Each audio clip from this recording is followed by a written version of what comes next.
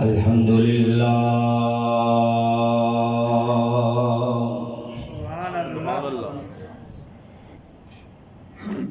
الحمد لله رب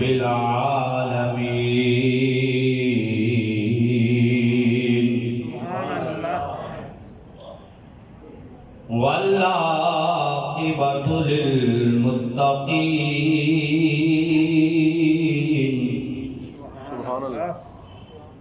والصلاة والسلام على سيد الأنبياء والمرسلين وأصحابه الهادين المهديين وعلى آله الطيبين الطاهرين وأولياء ملته وعلماء أمته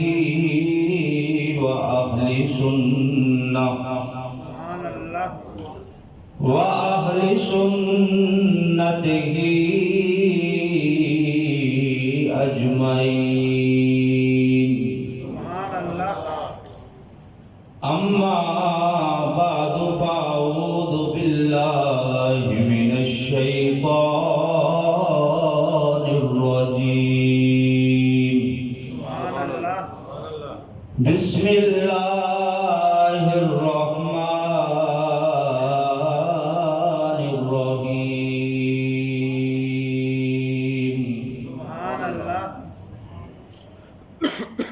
ولقد نصركم الله ببدر وأنتم أذلة آمنت بالله صدق الله مولانا العظيم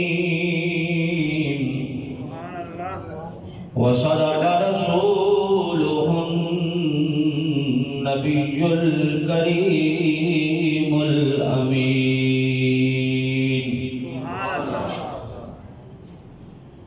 الصلاة والسلام عليك يا رسول الله وعلى آلك وأصحابك يا حبيب الله الصلاة والسلام عليك يا نبي الله وعلى آلك وأصحابك يا رحمة للعالمين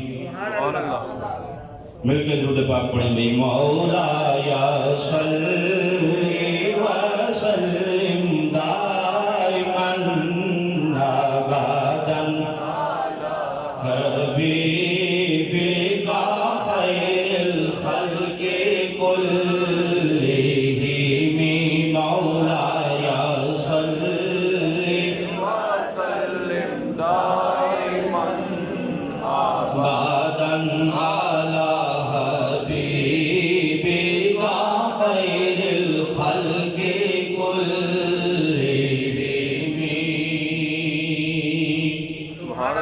ثم الرضا عن أبي بكر وعن عمر ثم الرضا عن أبي بكر وعن عمر وعن علي وعن عثمان ذي القرم مولاي صل وسلم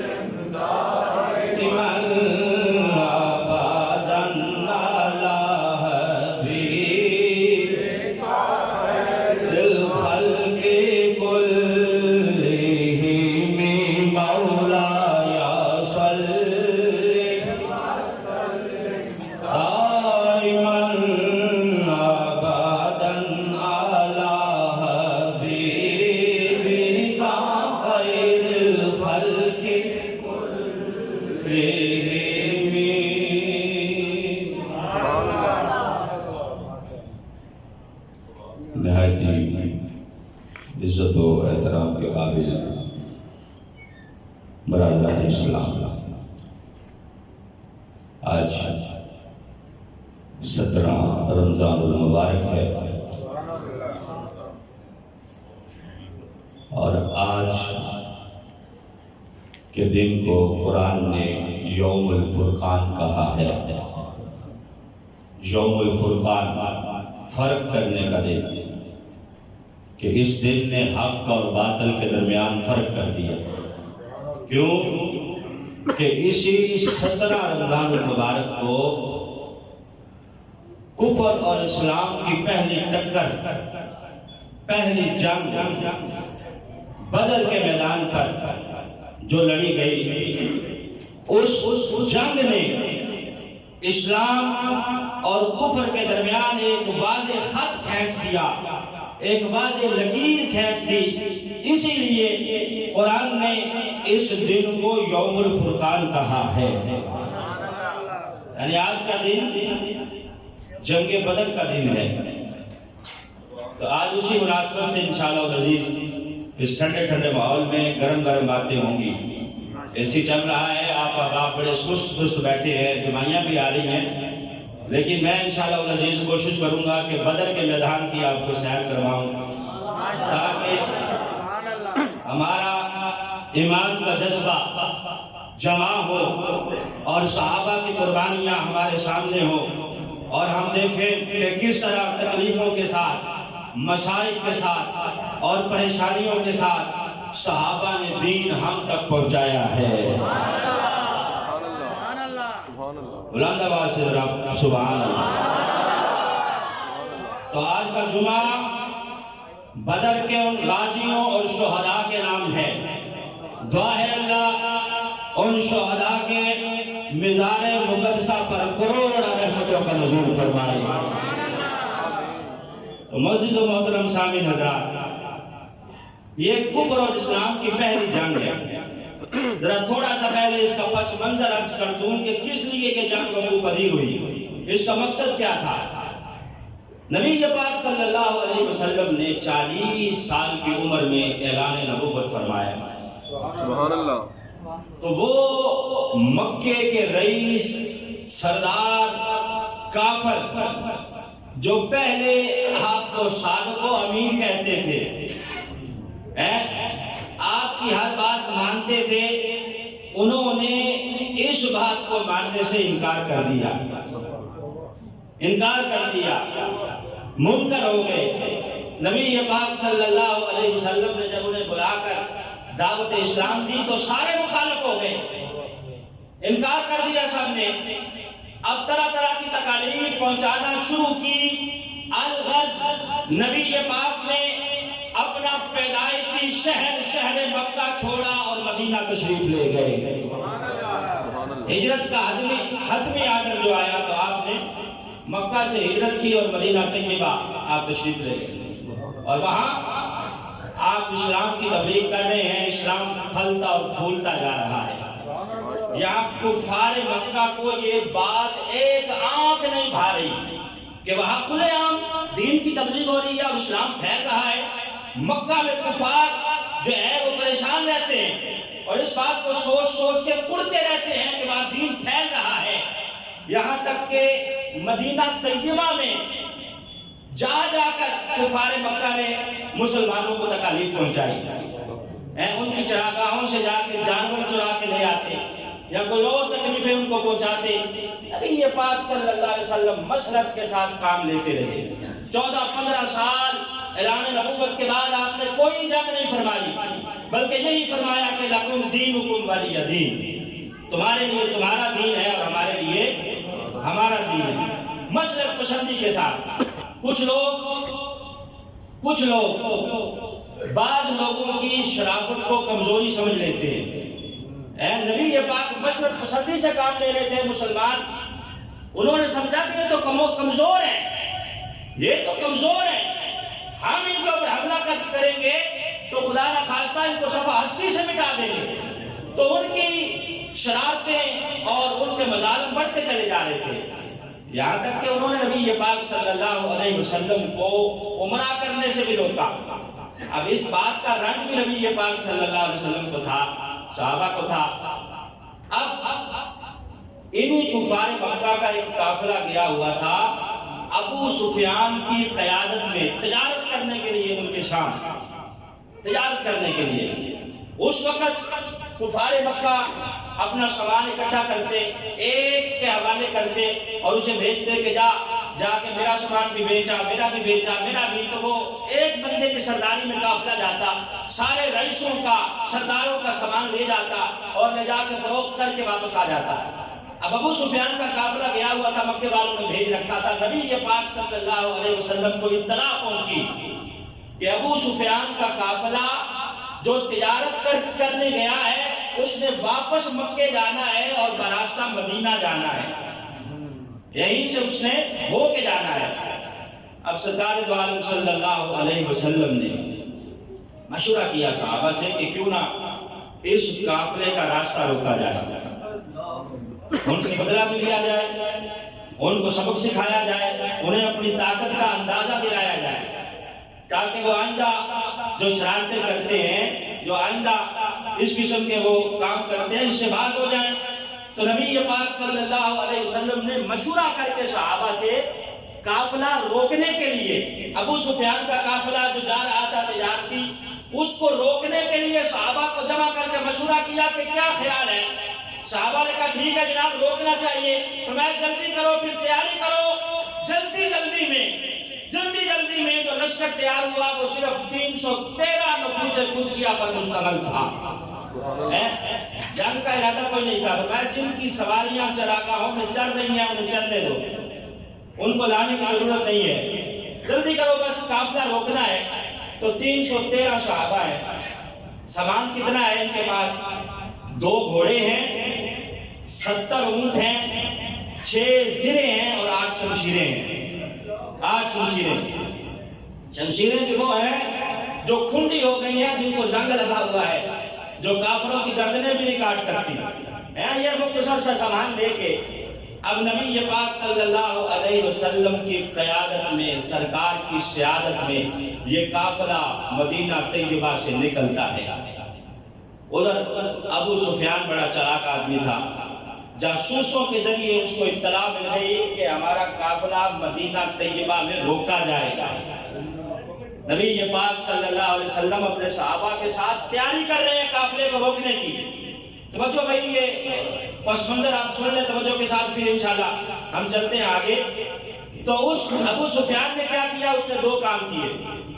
ایک تو اس نے فوراً قاصد بھیجا مکہ، زمزم غفاری نامی بندے کو اس نے تیز رفتار اونٹ پہ سوار کیا اور کہا فوراً مکے جا اور جا کے وہاں کے سرداروں کو کہہ دو کہ قافلہ لوٹا جانے والا ہے، تمہارا جو سامان تجارت ہے وہ سارا مسلمانوں نے لوٹ لینا ہے، انہوں نے قافلہ روک لینا ہے، لہذا آ کے ہماری مدد کریں۔ اگر انہوں نے اپنا مال بچانا ہے تو جلدی کریں، دیر نہ کریں، فوراً آئیں اور آ کے ہمارے تجارتی قافلے کی مدد کریں۔ اس نے کیا کہا اس قاصد کو کہ فوراً جا کے مکے میں تو نے جب پہنچنا ہے تو اونٹ کو ذبح کر دینا ہے، اس کا کجاوا توڑ دینا ہے، اپنے کان زخمی کر کے زور زور سے چلا کے اعلان کرنا ہے کہ خطرہ ہے، جلدی تیاری کرو۔ اب جیسے یہ قاصد پہنچا، اس نے آ کے اعلان کیا، کفار مکہ غصے میں آ گیا کہ مسلمانوں کی یہ جرأت کہ وہ ہمارا قافلہ روکے، ہمارا تجارتی قافلہ۔ ابو جہل تیش میں ہے اور اعلان کر رہا ہے کہ جلدی کرو، تیاری کرو، مسلمانوں کے ساتھ جنگ کرنی ہے۔ 1000 کا لشکر جرار کفار مکہ نے تیار کیا۔ 900 950 کی روایات بھی ملتی ہیں اور 1000 کی روایات بھی ملتی ہیں۔ 1000 کا لشکر جرار تیار کیا۔ بڑے بڑے کفار مکہ رئیس بڑھ چڑھ کے حصہ لے رہے ہیں اور اسلحہ بھی دے رہے ہیں، سواریاں بھی دے رہے ہیں۔ ابو جہل نے اعلان کیا کہ ہر سردار جہاں جہاں ہم ٹھہریں گے وہاں ایک ایک اونٹ ذبح کرے گا، راستے میں شباب کی اور کباب کی محفلیں بھی ہوں گی، رزق و سرور بھی ہوگا، ہم اس شان کے ساتھ نکلیں گے کہ زمانہ دیکھے گا، زمانہ دیکھے گا کہ کفار نے کس طرح مسلمانوں کے ساتھ جنگ کی ہے۔ اب یہ لشکر پوری طاقت کے ساتھ، آب و تاب کے ساتھ مکہ سے نکلتا ہے۔ مکہ سے ابھی چند منازل پہ پہنچا تھا کہ اس قافلے کو اطلاع مل گئی کہ ابو سفیان کا قافلہ بخیر و عافیت دوسرے راستے سے مکے آ رہا ہے، اب تمہیں اس کی مدد کی ضرورت نہیں ہے۔ ابو سفیان بڑا چلاک تھا، اس نے قاصد بھی بھیج دیا اور راستہ بھی بدل لیا۔ مدینہ طیبہ کے راستے آنے کی بجائے اس نے سمندر کے کنارے کنارے جو ہے اس راستے کو اپناتے ہوئے، وہ جب اس نے سوچا کہ اب میں بحفاظت پہنچ جاؤں گا، پھر اس نے قاصد بھیجا کہ جا کے کہہ دو کفار مکہ کو کہ اب خیریت ہے، میں واپس پہنچ رہا ہوں، اب تمہاری مدد کی ضرورت نہیں ہے، اب تکلف نہ کرو اور واپس چلے جاؤ۔ یہ قاصد جب آیا، اس نے آ کے پیغام دیا تو ابو جہل کہنے لگا نا، اس کو اپنے تیروں پر، بھالوں پر بھروسہ تھا، چلا رہا ہے غصے میں، کہہ رہا نہیں اب واپس نہیں جانا، اب مسلمانوں کو خدا نہ خواستہ ہم سبق سکھا کے واپس جائیں گے۔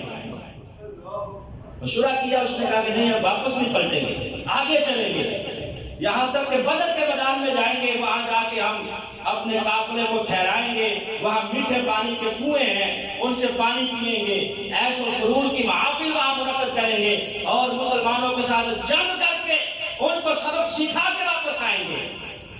اچھا، اب یہ قافلہ اس شان کے ساتھ آگے بڑھ رہا ہے کہ گانے والی نوجوان لڑکیاں بھی ہیں جو گا رہی ہیں، اپنے فوجیوں کا مرال بلند کر رہی ہیں، جہاں پڑا ہوتا ہے ایک اونٹ ذبح ہوتا ہے، گوشت کھا رہے ہیں اور کھاتے ہوئے آگے بڑھ رہے ہیں۔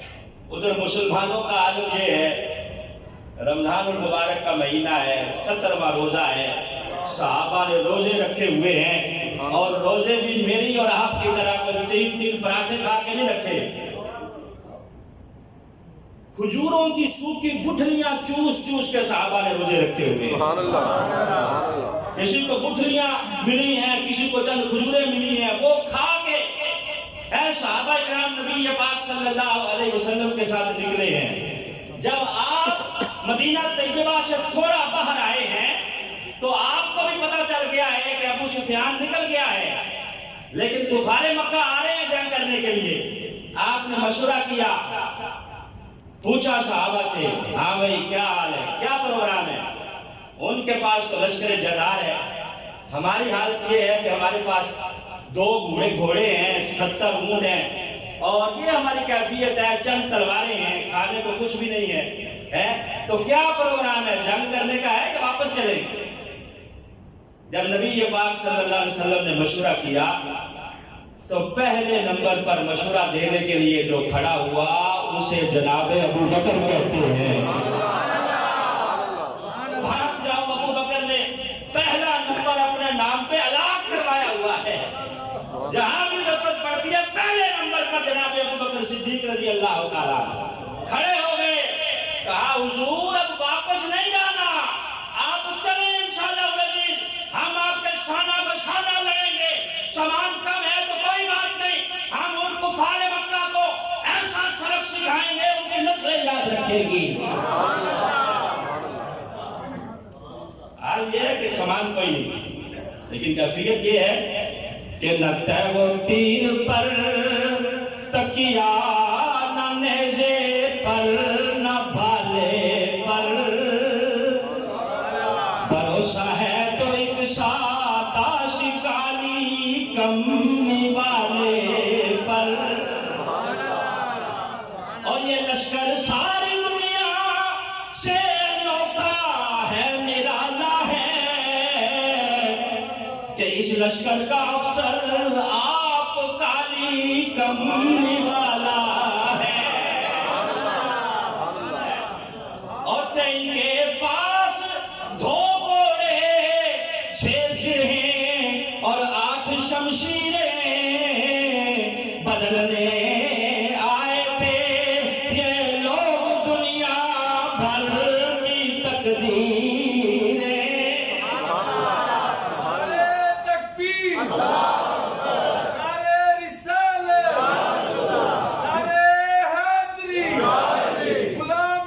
غلام لشکر ساری دنیا سے انوکھا ہے نرالا ہے. حفیظ جلندری شاہنامہ اسلام میں اس نے یہ اشعار لکھے ہیں کہ عجیب لشکر ہے سامان کوئی نہیں لیکن بھروسہ ہے تو ایک سادہ سی کالی کملی والے.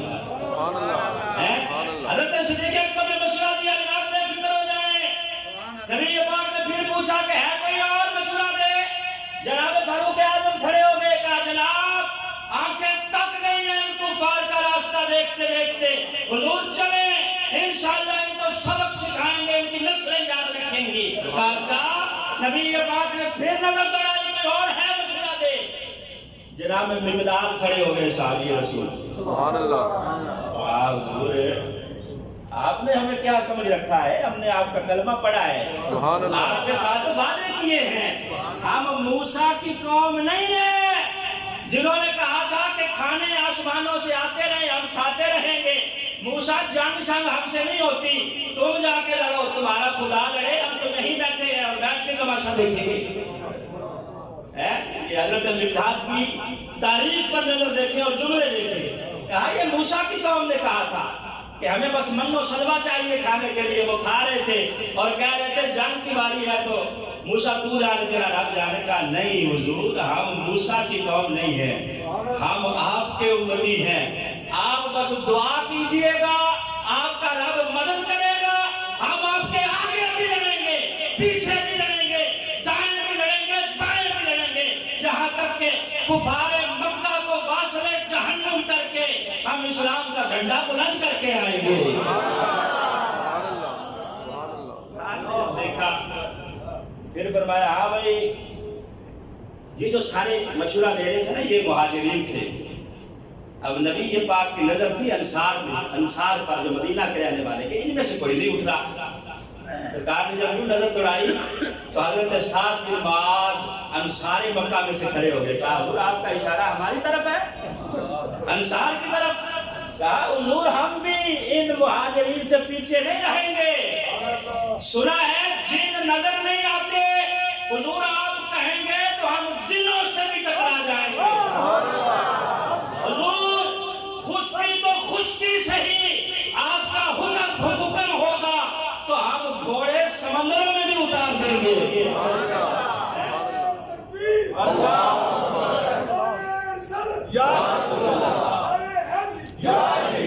دشت تو دشت ہے دریا بھی نہ چھوڑے ہم نے, باہر ظلمات میں دوڑا دیے گھوڑے ہم نے. یہ ہماری مسلمانوں کی تاریخ ہے. کہا حضور کیسی بات کرتے ہیں, آپ حکم کریں گے سمندروں میں گھوڑے اتار دیں گے, سوچیں گے نہیں بچیں گے یا مریں گے, آپ کا اشارہ چاہیے. جب حضرت سعد بن معاذ نے یہ تقریر کی نبی پاک کا چہرہ خوشی سے کھل اٹھا. سرکار اتنا مسکرائے کہ آپ کی داڑھی نظر آنے لگی, داڑھی. جب نبی پاک صلی اللہ علیہ وسلم نے دیکھا کہ سارے صحابہ جانثار ہیں تو رسالت محمد صلی اللہ علیہ وسلم نے چلو آگے بڑھو. اب آگے جو بڑھے تو نبی پاک نے لشکر سے نظر دوڑائی کہ بیچ میں کوئی چھوٹے بچے تو نہیں ہیں. سرکار دو عالم صلی اللہ علیہ وسلم نے چند چھوٹے بچوں کو بیچ میں سے نکال دیا کہ جاؤ تم گھر واپس, تمہارا کیا کام ہے, وہاں تلواروں کے سائے ہوں گے, میدان کارزار ہوگا, گردنیں اتریں گی, خون بہے گا. تمہارا اتنا جگر نہیں ہے کہ تم وہاں جا کے میدان کارزار میں لڑ سکو. تو کچھ بچے تو واپس ہو لیے, 2 بچے اور بھی بیٹھے ہیں. ایک کا نام ہے سعد بن معاذ اور ایک ہے ان کے بھائی عمیر بن وقاص رضی اللہ تعالیٰ عنہ. سعد بن ابی وقاص اور عمیر بن ابی وقاص رضی اللہ تعالیٰ عنہ, یہ دونوں بیٹھے ہیں. حضرت سعد کو تو سرکار نے قبول فرما لیا. صحابہ نے کہا جناب یہ تیر بڑا اچھا پھینکتے ہیں, 16-17 سال عمر ہے, قبول فرما لیا. کہا اچھا تیر لگا کے دکھاؤ. جب لگایا تو سیدھا نشانے پہ جا کے لگا. حضرت سعد خوشی سے اچھل رہے ہیں کہ سرکار نے مجھے قبول فرما لیا. بھائی جو ہیں عمیر ان پہ نظر پڑی تو میں جاؤ تم بیٹا واپس, تمہارا کام نہیں ہے وہاں, تم ابھی چھوٹے ہو. کہا جناب آپ میرے بھائی کے تو لے کے جا رہے ہیں. کہا وہ تم سے بڑا ہے. کہا حضور وہ صرف قد میں ہی بڑا ہے, طاقت میں اس سے زیادہ ہوں. کہا اس کا آپ نے قد دیکھ کے اس کو چن لیا ہے, مجھے آپ سمجھ رہے ہیں کہ مجھ میں اتنی طاقت نہیں, اس کا صرف قد بڑا ہے, طاقت مجھ میں زیادہ ہے. کہا پتہ کیسے چلے گا. کہا حضور کچھ بھی کروا لے. سبحان اللہ کشتی کروا لے رہا پتا جائے گا کس میں طاقت زیادہ ہے. اب سرکار دو عالم صلی اللہ علیہ وسلم مسکرا رہے جب کہا نا کشتی کروا لے ساتھ ہی آپ نے ایڑیاں اٹھا لی پگوں کے بال کھڑے ہو کے اپنا قد لمبا کر لیا. نبی یہ بات یہ نہ سمجھے کہ چھوٹا قد ہے زیادہ ہی چھوٹا ہے کھڑے ہو گئے پگوں کے بال کہا حضور کشتی کروایا پھر پتا لگ جائے گا کہ اچھا کروا لیتے ہیں. نبی یہ پاک صلی اللہ علیہ وسلم نے دونوں پہلوانوں کو اکٹھا کیا. آئے ہائے یہ کشتی کیسی ہے فرشتے بھی دیکھ کے عش عش کر رہے ہوں گے. اب جب پہلوان کشتی سے پہلے آپس میں گلے ملتے ہیں یہ دونوں جو گلے ملنے لگے چھوٹے نے بڑے کے کان میں کہا بھائی جان آپ کا تو انتخاب ہو ہی گیا ہے کشتی ہونے والی ہے گر جانا گر جاؤ گے تمہارا جائے گا کچھ نہیں میرا کام بن جائے گا. نبی یہ پاک صلی اللہ علیہ وسلم نے جب یہ الفاظ سنے تو سرکار مسکرا رہے ہیں اور فرما رہے ہیں یار ہمیں بھی کوئی شکست دے سکتا ہے ہمارے تو بچوں کا عالم یہ ہے کہ آگے بڑھ بڑھ کے میدان کارزات میں جانا چاہتے ہیں. رب کعبہ کی قسم ہے آج ہمارے حکمرانوں نے ہمارے بچوں کو ہمیں بزدل بنا دیا ہے بزدل بنا دیا ہے. جہاد کے چیپٹر سلیبس سے نکال کر اور ڈرا کے مسلمانوں کو مار دیا ہے. جب دیکھو یہی کہتے ہیں کہ اسلام امن کا درس دیتا ہے امن کا درس دیتا ہے امن کا درس دیتا ہے. ہاں امن کا درس دیتا ہے جب ضرورت پڑ جائے غیرت کا بھی درس دیتا ہے. صرف امن نہ کرتے رہو اگر لوڑ پڑ جائے تو پھر تلوار نکالنے کا درس بھی اسلام دیتا ہے پھر کفار کی آنکھوں میں آنکھیں ڈالنے کا بھی درس دیتا ہے اسلام. اور یہاں بس مسلک پسندی ہے پتہ نہیں کن چکروں میں پڑی ہے ہماری قوم ڈرا کے ہماری قوم کو بزدل کر دیا ہے. ابھی یہ پاک مسکرائے کہ یہ عالم ہے ہمارے بچوں کا قافلہ چلا کشتی ہو گئی دونوں کا انتخاب ہو گیا دونوں منتخب ہو گئے. اب قافلہ نبی پاک صلی اللہ علیہ وسلم کی قیادت و سیادت میں چل رہا ہے. ادھر کفار مکہ نے بدر پہنچ کر جو اچھی جگہ تھی اچھی جگہ ہموار جگہ اور پکی جگہ اس کا انتخاب کر لیا اور وہاں پانی کے کنووں پہ قبضہ کر لیا. نبی پاک صلی اللہ علیہ وسلم جب پہنچے بدر میں تو جناب حباب کہنے لگے حضور میٹھے پانی کا کنواں مجھے پتا ہے اس کے گرد ہمیں پڑاؤ کرنا چاہیے. وہاں پڑاؤ کیا تو یہ جگہ ساری کی ساری ریتلی تھی ریتلی زمین تھی اور آگ برسا رہا ہے سورج آگ برسا رہا ہے تپ رہی ہے. حفیظ جلندری کہتے ہیں کہ زمین بھی کہہ رہی ہوگی کہ الہی تیرے محبوب نے ہے مجھ پر قدم رنجا فرمائے سورج سے کہہ دے اب نہ آگ برسائے کیوں میرے دامن سے ان کو گر ہوائے گرم آئے گی تو مجھ کو رحمت للعالمین سے شرم آئے گی. یا اللہ میری زمین پہ آ کے میری جگہ پر یہاں آ کے جناب رحمت للعالمین کو گرم ہوا آ گئی تو مجھے شرم آئے گی. سورج سے کہہ دے نہ آگ برسائے. ادھر نبی پاک صلی اللہ علیہ وسلم کی دعا فرما رہے ہیں پہلی مدد جو پہنچی ہے وہ یہ ہے کہ اللہ نے رحمت کی بارش نازل فرما دی ہے رحمت کی بارش نازل فرما دی ہے رحمت کی بارش ہے. اب انہوں نے جو زمین اچھی کا انتخاب کیا ہوا تھا چیکنی زمین تھی بارش پڑی کیچڑ ہی کیچڑ ہو گیا وہ پھسلتے پھر رہے ہیں کفار اور ان کے کنویں کیچڑ سے بھر گئے. ادھر مسلمانوں کی جو ریتلی زمین تھی بارش برسنے کی وجہ سے پکی ہو گئی اور کنواں میٹھے پانی سے بھر گیا. یہ اللہ نے مدد فرمائی. پہلی بارش ہوئی ٹکا کے رات کو صحابہ کو اچھی نیند آئی ساری تھکاوٹیں اتر گئی. اب صحابہ تو سوئے ہوئے ہیں نبی پاک صلی اللہ علیہ وسلم کے لیے ایک عریش بنا دیا چھپر اونچی جگہ پر چھپر بنا دیا کہ حضور یہاں آپ ٹھہریں گے بس آپ یہاں ٹھہر کے جنگ کے ماحول کا معائنہ کرتے رہے باقی ہم جانے اور کفار جانے. مشورہ ہو گیا چھپر بن گیا. تو اب سوچا گیا کہ یہاں نبی پاک صلی اللہ علیہ وسلم کا باڈی گارڈ کون ہوگا کیونکہ یہ جگہ وہ ہے جو سب سے حساس ہوگی یہاں قیادت میں ٹھہرنا ہے کفار کی نظریں یہی ہوں گی سارے تیر ادھر ہی آئیں گے. تو یہاں کون ہے جو آج نبی پاک کا باڈی گارڈ ہوگا رب کعبہ کی قسم ہے یہاں بھی پہلا نمبر اللہ نے ابو بکر کو عطا فرمایا ہے.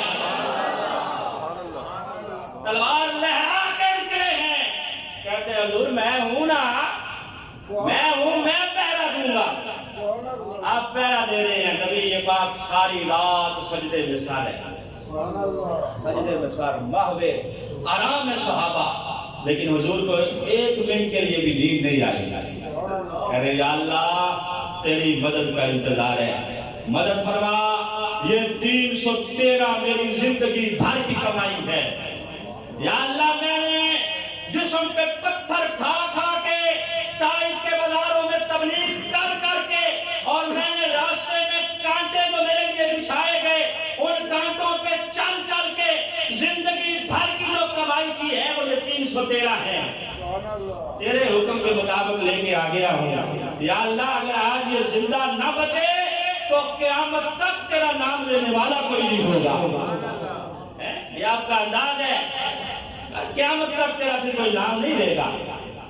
آئے ہیں تو اب مدد تو نے فرمانی ہے۔ تو قرآن کہتا ہے اللہ نے مدد کا وعدہ فرمایا، بِأَلْفٍ مِّنَ الْمَلَائِكَةِ مُرْدِفِينَ۔ پہلے فرمایا کہ 1000 ملائکہ کا لشکر اللہ نے فرمایا آ رہا ہے، محبوب گھبراؤ نہ، آ رہا ہے۔ سرکار روتے جا رہے ہیں، سجدے میں ہیں، کملی آپ کی سرک کر آپ کے سر کے اوپر آ گئی ہے۔ حضرت ابوبکر نے نبی پاک سجدے میں ہے وہی کلاوہ ڈالا نبی پاک کو، کہا حضور اتنا کیوں گھبرا رہے ہیں، سر اٹھائیے، آپ کی اتنی دعا ہی کافی ہے، اللہ ضرور مدد فرمائے گا اور ہمیں فتح عطا فرمائے گا۔ پھر ٹھنڈی ہوا چلی، ٹھنڈی ہوا کا جھونکا ہے، بِثَلَاثَةِ آلَافٍ مِّنَ الْمَلَائِكَةِ مُصَوِّمِينَ منزلین، بِثَلَاثَةِ آلَافٍ مِّنَ الْمَلَائِكَةِ مُنزلین، 3000 ملائکہ کا لشکر بھیجنے کا اللہ نے وعدہ کیا۔ سرکار ابھی بھی سجدے میں ہے۔ پھر قرآن کہتا ہے بِخَمْسَةِ آلَافٍ مِّنَ الْمَلَائِكَةِ مُصَوِّمِينَ، اب اللہ نے 5000 ملائکہ بھیجنے کا وعدہ کیا۔ سبحان اللہ، محبوب اب بھی پریشان ہو، 5000 ملائکہ آپ کی مدد کے لیے آ رہے ہیں، سارے سجدے میں ہیں، یعنی اللہ رب العزت کی مدد کے بارے میں آپ ابھی بھی نبی پاک صلی اللہ علیہ وسلم دعا فرما رہے ہیں۔ جب سرکار دو عالم نے ابھی سر نہیں اٹھایا، اللہ رب العزت نے ارشاد فرمایا محبوب پریشان نہ ہو، انی معکم، یہ ملائکہ بھی آ رہے ہیں اور میں رب خود بھی تمہارے ساتھ ہوں۔ انی معکم، میں بھی ساتھ ہوں، پریشانی کس بات کی ہے؟ سرکار دو عالم صلی اللہ علیہ وسلم نے سر اٹھایا سجدے سے، صبح فجر کا وقت ہے، نبی پاک صلی اللہ علیہ وسلم جائزہ لے رہے ہیں۔ حضرت انس کہتے ہیں سرکار نے چھڑی پکڑی ہوئی ہے، چھڑی پکڑی ہوئی ہے نبی پاک نے، زمین پہ لائنیں لگا رہے ہیں، لائنیں۔ کہہ رہے ہیں صحابہ دیکھنا جہاں میں نے نشان لگایا ہے نا یہاں عتبہ مارا جائے گا۔ ایک اور جگہ پہ نشان لگایا، کہا جہاں جگہ میں نے نشان لگایا یہاں شیبہ مارا جائے گا، یہاں ولید مارا جائے گا، یہاں عتیبہ مارا جائے گا، یہاں فلاں کافر مرے گا، یہاں فلاں کافر مرے گا، یہاں فلاں کافر مرے گا۔ یعنی جنگ ابھی شروع نہیں ہوئی، اللہ نے علم غیب اتنا عطا فرمایا ہے، سرکار پہلے نشان لگا لگا کے صحابہ کو بتا رہے ہیں کہ یہ کافر مریں گے اور اس جگہ پہ مریں گے، اس جگہ پہ مریں گے۔ رات کے وقت ابو جہل نے جاسوس بھی بھیجا تھا کہ یہاں ذرا خبر کو لے کے آؤ ان کی تعداد کتنی ہے۔ جاسوس آیا ہے، آ کے اس نے دیکھا کہ وہ سب تعداد ہے، اس نے جا کے بتایا کہ 313 کے لگ بھگ ہے، تلواریں بھی کوئی نہیں ہے، ان کے پاس ساز و سامان بھی کوئی نہیں ہے۔ ابو جہل کہنے لگا پھر تو ہمیں جنگ کی ضرورت ہی نہیں پڑے گی، ان کو پکڑیں گے اور پکڑ کے مکے لے جائیں گے، ان کو سے باندھ کے وہاں جا کے دیکھیں گے ان کے ساتھ کرنا کیا ہے۔ وہ جاسوس کہتا ٹھہر جا میری بات تو سن لے، تعداد اگرچہ ان کی کم ہے لیکن میں دیکھ کے آیا ہوں وہ سارے کے سارے اپنے سروں پہ کفن باندھ کے آئے ہیں، کفن باندھ کے آئے ہیں۔ تعداد ان کی بے شک کم ہے، ان میں سے کوئی اس وقت تک نہیں مرے گا جب میں سے تمہارا جب تک تم میں سے ہر ایک کا سر نہ لے لے گا، وہاں موت رس کر رہی ہے اور میں دیکھ کے آیا ہوں، وہ ہماری گردن ہے اتار کے ہی مریں گے۔ اچھا مشورہ ہوا، ابو جہل کو بڑا سمجھایا کہ چلو واپس ضرورت نہیں ہے لڑنے کی، لیکن وہ اپنے نشے میں تھا، دھند تھا. صبح سرکار دو عالم صلی اللہ علیہ وسلم نے نماز پڑھا کے صفیں سیدھی کی. صفیں سیدھی کرو بھائی، جنگ کی تیاری ہو رہی ہے. نبی پاک نے چھڑی پکڑی ہوئی ہے، صف کے اندر کر رہے ہیں سب کو، آپ صفیں سیدھی کرو. حضرت سواد نامی صحابی تھے جن کا پیٹ تھوڑا بڑا تھا، ان کا پیٹ تھوڑا سا نا آگے نکلا ہوا تھا سب سے، تھوڑا سا آپ آگے تھے. نبی پاک نے ہلکی سی چھڑی لگا کے کہا سواد پیچھے ہو جاؤ، اس بھی یا سواد صف میں ہو جاؤ، سب سیدھی کرو. حضرت سواد تھوڑا سا پیچھے ہٹ کے ساتھ ہی نبی پاک صلی اللہ علیہ وسلم کو بلایا، حضور چھڑی کیوں ماری ہے؟ چھڑی ماری ہے، مجھے بڑی تکلیف ہوئی ہے. کہا اچھا سواد یار بدلہ لے لو، تکلیف ہوئی ہے تو بدلہ لے لو، میں دینے کے لیے تیار ہوں. نبی پاک پیچھے پلٹے اور صحابہ کی چیخیں نکل گئی کہ سواد کیا کر رہا ہے، حضور سے بدلہ لے گا. کہا حضور لائیے اب چھڑی میرے ہاتھ پہ دے دیجیے، میں بدلہ لوں گا. کہا حضور جب آپ نے ماری تھی تو میرے جسم پر کرتا نہیں تھا، میرا پیٹ ننگا تھا، ذرا آپ بھی قمیض اوپر اٹھائیں، میں بھی ننگے پیٹ پہ مار کے بدلہ برابر لوں گا. اچھا جب سرکار نے اپنا کرتا مبارک اوپر کیا، صحابہ کہتے ہیں ہم دیکھ کے عش کر اٹھے، فوراً حضرت سواد آگے بڑھے، نبی پاک کے جسم مبارک کو مس کیا. کہا حضور میری کیا جرت ہے کہ میں آپ سے بدلہ لے سکوں؟ کہا پھر ایسا کیا کیوں؟ کہا میدان کارزار سامنے ہے، حضور پتہ نہیں بچنا ہے کہ شہید ہو جانا ہے. میری زندگی کی آخری تمنا تھی کہ مرنے سے پہلے آپ کے جسم اقدس کو بوسہ دے دوں. میں نے تو اپنی آخری خواہش پوری کی ہے، ہم سے بدلہ کون لے؟ کس کی مجال ہے، کس کی جرت ہے؟ صبح جنگ کا بغل بجا، گھنٹیاں بج گئی. سب سے پہلے کفار کے 3 سردار نکلے، 3 سردار عتبہ، شیبہ اور ولید، چلاتے ہوئے حل من مبازرین، حل من مبازرین، ہے کوئی جو ہم سرداروں کے مقابلے میں آئے؟ نبی پاک نے انصار کی طرف اشارہ کیا. جناب عوف، افرا اور عبداللہ بن رواحہ نکلے، تینوں نکلے مقابلے میں، جا کے لگا رہے ہیں کہ آ جاؤ ہم آ رہے ہیں مقابلے میں. تو کفار کہتے ہیں تمہارے ساتھ ہم مقابلہ کریں گے، ہماری توہین ہے، توہین ہے ہماری، تم تو یہیں مدینے کے رہنے والے ہو، کھیتی باڑی کرتے ہو، جاؤ جا کے اپنے محبوب سے کہہ دو کہ ہمارے مقابلے کے پہلوان نکالے. ہم مکے سے آئے ہیں تو مکہ میں قریش مکہ سے، ہمارے خاندان سے ہمارے مقابلے کے پہلوان نکالے، ان کے ساتھ ہم لڑیں گے. اچھا اب یہ واپس پلٹ آئے، آکے نبی پاک صلی اللہ علیہ وسلم کو بتایا کہ انہوں کو کہہ رہے ہیں کہ ہمارے مقابلے کے نکالو. اچھا اگر انہیں مرنے کی اتنی جلدی ہے تو پھر ان کے مقابلے میں نکال دیتے ہیں. اب کون نکلا؟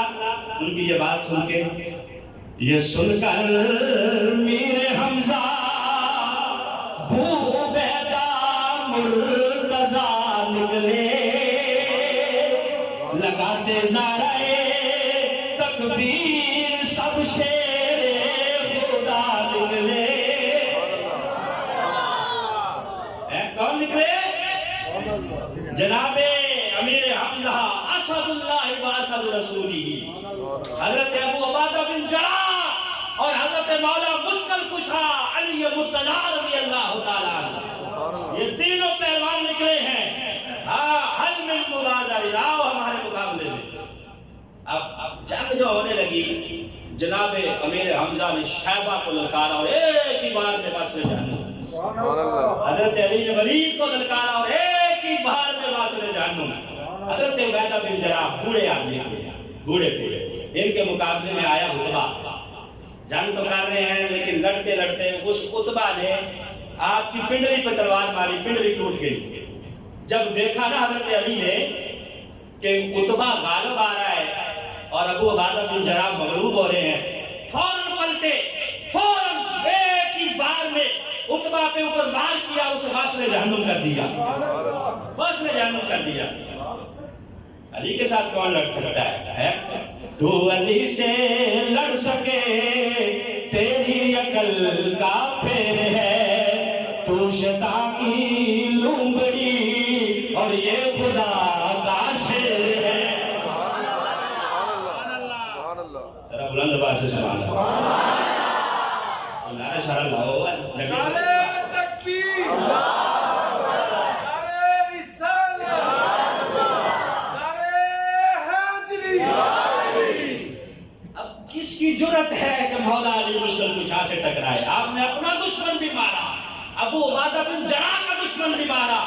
ابو عبادہ جو زخمی ہیں انہیں کندھوں پہ اٹھایا, اٹھا کے نبی پاک کے پاس لے آئے. حضور آپ کے دشمن مار آیا ہوں اور آپ کے جو ساتھی ہیں انہیں لے آیا ہوں. حضرت ابو عبادہ کرا رہے ہیں, زخمی ہیں, جان نکل رہی ہے, پوچھ رہے ہیں کہ حضور میں شہید ہوں یا نہیں. شہید تو تب ہوتا جب میں وہاں مارا جاتا, میں چونکہ باہر آ گیا ہوں, پتہ نہیں میں شہید ہوں گا کہ نہیں. نبی پاک نے قسم کھا کے کہا اللہ تو شہید ہے, شہید ہے, شہید ہے. سبحان اللہ. پریشان ہونے کی ضرورت نہیں ہے, تو شہید ہے. اب اللہ رب العزت نے ایسی مسلمانوں کی مدد فرمائی. حضرت بلال رضی اللہ تعالیٰ وہ بھی تلوار لے کے ڈھونڈ رہے ہیں کہ میرا مالک امیہ میرے ہتھے چڑھ جائے جو مکے میں مجھے مارتا تھا. ڈھونڈتے ڈھونڈتے آخر مل گیا, تلوار لے کے ہم پیچھے پیچھے ہیں, امیہ آگے آگے دوڑ رہا ہے, کہہ رہے معافی معافی معافی معافی مل جائے گی, مل جائے گی. ایک صحابی کہنے لگے بلال دے دے یار, معافی مانگ رہا ہے تو معافی دے دینی چاہیے. کہا نا, مکے میں یہ مارتا تھا, آج باری میری ہے, آج میری باری ہے, آج اس کو سبق سکھا کے چھوڑوں گا. واصلہ جہنم کیا, امیہ کو مار دیا. ادھر حضرت عبد الرحمن بن عوف کہتے ہیں میرے ارد گرد دو چھوٹے چھوٹے پہلوان تھے, معاذ اور معوذ. آج اگر 5-10 فٹ اوپر ہو جائیں گے تو برداشت کر لیں گے بھائی, وہ تو ویسے ہر دفعہ ہی جاتے ہیں, لیکن آپ کی مہربانی ہے کہ آپ بولتے ہیں. تو کیا حضرت معاذ بن معوذ کیا کہنے لگے, دونوں لڑ رہے ہیں. حضرت عبد الرحمن کہتے ہیں ایک ادھر ہے اور ایک ادھر ہے, چھوٹے پہلوان ہیں. حالت یہ ہے کہ قد ان کے چھوٹے ہیں, تلواریں ان کی ان سے لمبی ہے. کہتے ہیں لڑتے لڑتے مجھ سے پوچھنے لگے چچا عبد الرحمن ابو جہل کدھر ہے. سبحان اللہ. خیر ہے تمہیں ابو جہل سے کیا کام ہے. کہا چچا اماں سے وعدہ کر کے آئے ہیں, اماں نے کہا تھا بیٹو باقی ساری دنیا بچتی ہے, بچ جائے, ابو جہل نہیں بچنا چاہیے.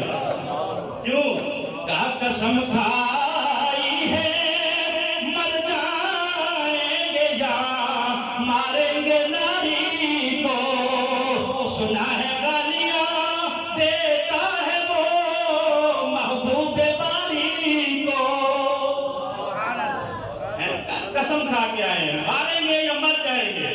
کیوں کہ اس کی اتنی جرأت کہ ہمارے محبوب کو گالیاں دے اور توہین کرے. قسم کھائی ہے مر جائیں گے یا ماریں گے ناری کو, سنا ہے گالیاں دیتا ہے وہ محبوب باری کو. عبد الرحمن نے اشارہ کیا کہ وہ ابو جہل ہے. کون سا؟ حفاظت کر رہا ہے اس کے گرد ایک فوج کا دستہ. یہ بچے کہنے لگے یہ دستہ کب تک روکے گا اسرائیل کا رستہ. اتنی مرضی حفاظت ہو. ممتاز قادری نے بتا دیا تھا جب واصلہ جہنم ہونے کا وقت آتا ہے بیچ میں سے کوئی نکل آتا ہے. کہا یہ دستہ کب تک روکے گا اسرائیل کا رستہ.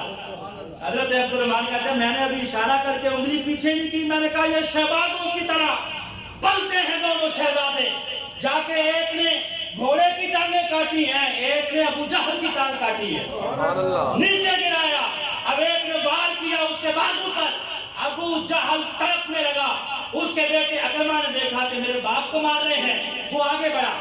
ابھی اس نے کلمہ نہیں پڑھا تھا, بعد میں کلمہ پڑھ کے مسلمان ہو گیا تھا. آگے بڑھا, بڑھ کے وار کیا, جناب معاذ کا یہاں سے بازو کاٹ دیا. حضرت معاذ کا بازو اب ساتھ لٹکنے لگا, ایک تھوڑی سی کھال ساتھ لٹک رہی ہے. ہائے ہائے, صحابہ کہتے ہیں ہم دیکھ کے حیران ہو گئے. حضرت معاذ نے وہ لٹکتا ہوا بازو اپنے پاؤں کے نیچے دیا اور یوں زور سے کھینچا اور کھینچ کے پڑے پھینکا کہ یہ جان کے درمیان رکاوٹ بن رہا ہے, یہ رکاوٹ بھی قبول نہیں ہے. شہبازوں کی طرح, عقابوں کی طرح لڑتے لڑتے ابو جہل کو گھائل کیا, وہ تڑپ رہا ہے. یہ دونوں شہزادے نعرے لگاتے ہوئے اچھلتے ہوئے نبی پاک کے پاس آ گئے ہیں. حضور مبارک ہو, ہم ابو جہل کو مار آئے ہیں. مارا ہے. ایک کہتا ہے جناب میں نے مارا ہے, دوسرا کہتا ہے حضور میں نے مارا. کہا تلواریں دکھاؤ. دونوں کو خون لگا تھا. کہا مبارک ہو تم دونوں نے مارا ہے. نبی پاک نے بھیجا حضرت عبداللہ بن مسعود کو کہ جا ذرا اس کی خبر لے کے ابو جہل کی. کہتے ہیں جب میں گیا نا پاس تو تڑپ رہا تھا, مرنے کے قریب تھا. میں سینے پہ چڑھ گیا, میں نے کہا ہاں اللہ کا وعدہ سچا ہے کہ نہیں. کہتے ہیں میں سینے پہ تھا تو مجھے کہنے لگا تو مجھے مارے گا، کہاں چھوڑوں گا بھی نہیں۔ کہا اچھا جب میری گردن کاٹنے لگا ہے تو ذرا نیچے سے رکھ کے کاٹنا، نیچے سے ذرا لمبی نظر آئے، جب گردنیں پڑی ہو نا، میں بھی کہ سردار ہوں میری گردن ذرا لمبی نظر آئے۔ رسی کٹ گئی جل گئی لیکن بل نہیں گیا۔ تکبر دیکھو، غرور دیکھو کہ جب غلاموں میں گردنیں پڑی ہو تو ذرا نیچے سے کٹی ہوگی تو میری ذرا واضح نظر آئے گی کہ یہ سردار کی گردن ہے۔ حضرت عبداللہ بن مسعود نے کاٹ کے گردن نبی پاک صلی اللہ علیہ وسلم کی خدمت میں لا کے پیش کی۔ سرکار نے کہا مبارک ہو، آج ہماری امت کا فرعون مارا گیا ہے۔ یہ ہماری امت کا فرعون تھا۔ اللہ نے ایسی مدد کی، 70 کافر مارے گئے، 70 کے قریب 14 مسلمان صحابہ شہید ہوئے۔ اب 70 مارے گئے اور 70 کے قریب ہی قیدی بنا لیے گئے، قیدی بنا کے جکڑ لیا ان کو۔ اب لا رہے ہیں مدینہ طیبہ قیدیوں کو، نبی پاک صلی اللہ علیہ وسلم ساتھ ہیں، فاتحانہ انداز میں آ رہے ہیں۔ اللہ نے ایسی مدد کی ہے، بے سر و سامانی کے عالم میں گئے تھے، آ رہے ہیں واپس، کافروں کو جکڑا ہوا ہے۔ ادھر حضرت امیر حمزہ بھی ہیں قافلے میں۔ حضرت امیر حمزہ کی شان یہ تھی کہ آپ نے اپنی پگڑی میں نا شتر مرغ کا پر یوں کر کے لگایا ہوا تھا، دور سے نظر آ رہا تھا، دور سے۔ ایک روایت کے مطابق آپ نے شتر مرغ کی کلگی جہاں لگا رکھی تھی۔ یہ کافر قیدی آپس میں باتیں کر رہے ہیں، یار یہ کلگی والا بندہ کون ہے، یہ کون ہے ترلے والا؟ صحابہ کہتے ہیں تمہیں پتہ نہیں کہ ہمارے نبی کا چچا امیر حمزہ ہے؟ کہا یار اس نے تو آج ہمیں بڑا مارا ہے، اس نے اتنا مارا ہے ہر طرف یہی نظر آ رہا تھا، جدھر ہم جاتے تھے پیچھے ہوتا تھا۔ یعنی یہ وہ کافر بھی مسلمانوں کی بہادری کے قصے سناتے جا رہے ہیں۔ وہاں جا کے باندھ دیا گیا مسجد نبوی کے ستونوں کے ساتھ قیدیوں کو۔ اب سرکار اپنے حجرے میں رات گزارنی ہے، نبی پاک صلی اللہ علیہ وسلم کو نیند نہیں آ رہی، کیوں کہ وہ قیدی کرا رہے ہیں درد کی وجہ سے۔ صحابہ نے رسیاں ذرا سختی سے باندھی ہوئی تھی کافروں کی، اور انہی قیدیوں میں سرکار کے چچا عباس بھی تھے۔ نبی پاک صلی اللہ علیہ وسلم نے صحابہ کو بلایا، کہا یا مجھے نیند نہیں آ رہی۔ کہا کیوں؟ کہا ان قیدیوں کا کراہنا مجھے سونے نہیں دے رہا۔ حضور کو دشمن ہے، کہا دشمن ہے تو کیا ہوا، انسان تو ہے نا، جاؤ ذرا رسیاں ڈھیلی کر رہا ہو تاکہ وہ بھی سو جائے۔ اب رسیاں ڈھیلی کر دی۔ دیکھو نبی پاک صلی اللہ علیہ وسلم کا ان کے ساتھ برتاؤ، دشمن ہے پھر بھی میں رسیاں ڈھیلی کر دو یار، ان کو بھی سونے دو، ہے تو انسان، دشمن ہے تو کیا ہوا۔ کہا ان کا کراہنا مجھے سونے نہیں دے رہا۔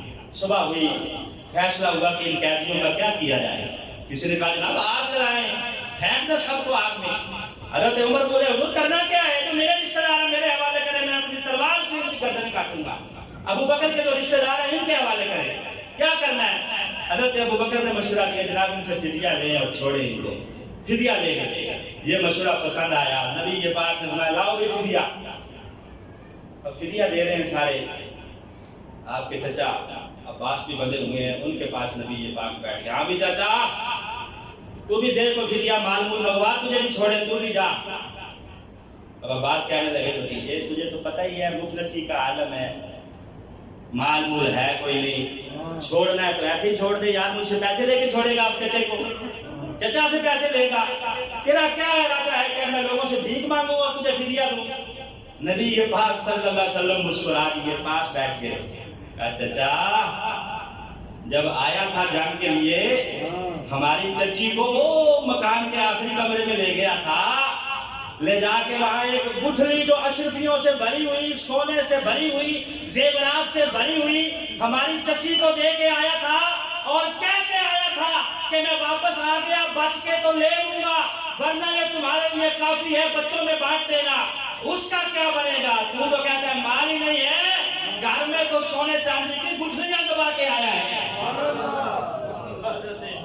نبی کسی کو نہیں تھا، آپ کو کس نے بتایا ہے؟ کہا میں وہ ہوں کہ اللہ رب العزت مجھے غیب کی خبریں عطا فرماتا ہے۔ کہا اچھا فدیہ بھی منگوا دیتا ہوں، جتنا چاہے لے لینا، جب تک فدیہ آنا ہے دیر لگ جائے گی، پہلے کلمہ پڑھاؤ اور دائرہ اسلام میں داخل کرواؤ۔ یہاں تو سرکار کا علم غیب دیکھ دیکھ کے کفار نے کلمہ پڑھا ہے، اور جنگ بدر میں تو ایسے ایسے واقعات پیش آئے ہیں کہ خدا کی قسم ایمان تازہ ہو جاتا ہے۔ لیکن ظاہر ہے اس وقت مسلمانوں میں جذبہ ایمانی تھا، اور اقبال کہتا ہے فضائے بدر پیدا کر، فرشتے تیری نصرت کو اتر سکتے ہیں گردوں سے، قدار اندر قدار اب بھی فرشتے اللہ اتارے گا، لیکن تیرے اندر کوئی عمال تو ہونے چاہیے نا، تیرے اندر کوئی جذبہ تو ہونا چاہیے۔ تو گھر سویا رہے اور کہے اللہ مدد فرمائے، اس طرح نہیں ہوتا۔ مدد تب آتی ہے جب جا کے صحابہ بدر میں ڈیرے ڈال دیتے ہیں۔ تو اپنے حصے کا کام کر، اللہ اپنے حصے کا کام فرمائے گا۔ تو دعا ہے اللہ دوبارہ مسلمانوں کو وہی جذبہ عطا فرمائے۔ دعا کو دعوا یا الحمدللہ رب العالمین۔